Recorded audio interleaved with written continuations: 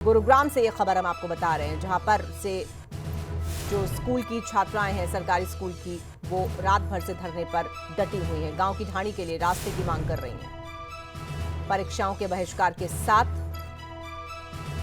ये छात्राएं धरने पर डटी हुई हैं।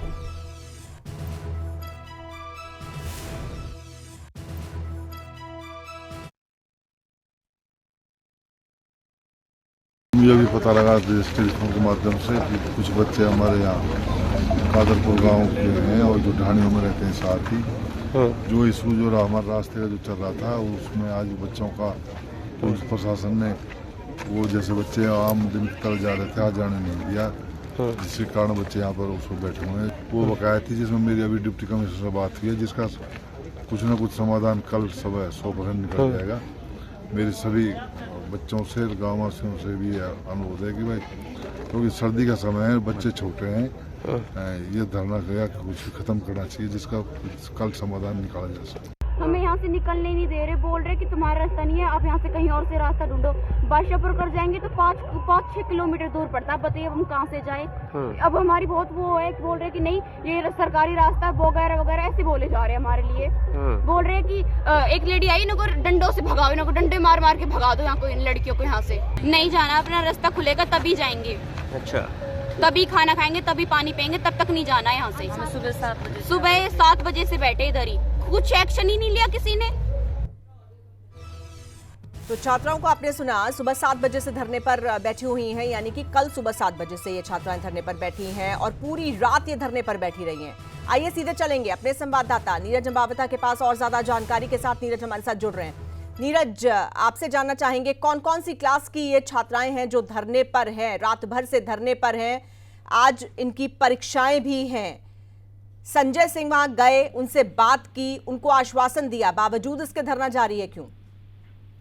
जी बिल्कुल, देखिए मैं आपको बताऊं कि गुरुग्राम के कादरपुर ढाणी का ये रास्ता था और ये लंबे समय से विवाद चल रहा है। दरअसल ये जो रास्ता था ये 50 साल पुराना था, लेकिन आरटीसी जब भौंडसी जो है वो यहाँ बनाई गई थी, बसाई गई थी, तो ये रास्ता जो है सरकार की तरफ से उनको दे दिया गया था। लिहाजा अब लगातार जो भौंडसी आरटीसी है और लगातार ग्रामीणों के बीच विवाद पिछले काफी समय से चल रहा था और ये विवाद न केवल यहाँ जिला प्रशासन बल्कि हरियाणा के मुख्यमंत्री मनोहर लाल तक पहुंचा था और उन्होंने आश्वासन दिया था कि इसको लेकर नगर निगम जो अपनी जमीन है वो आरटीसी भौंडसी को देगा और उसके बाद जो यहाँ जमीन है उसको खोल दिया जाएगा। लेकिन रास्ता लगातार बंद था और कल जब ये छात्राएं स्कूल में यूटी टेस्ट अपना जो है देने के लिए जा रही थी तो पुलिस कर्मियों ने इनको रोका और तभी से लगातार जो है ये कल से ही जो छात्राएं हैं वो धरने पर बैठी हुई है और रात के वक्त भी ये लगातार धरने पर बैठी रही। छात्राओं का कहना है कि जब तक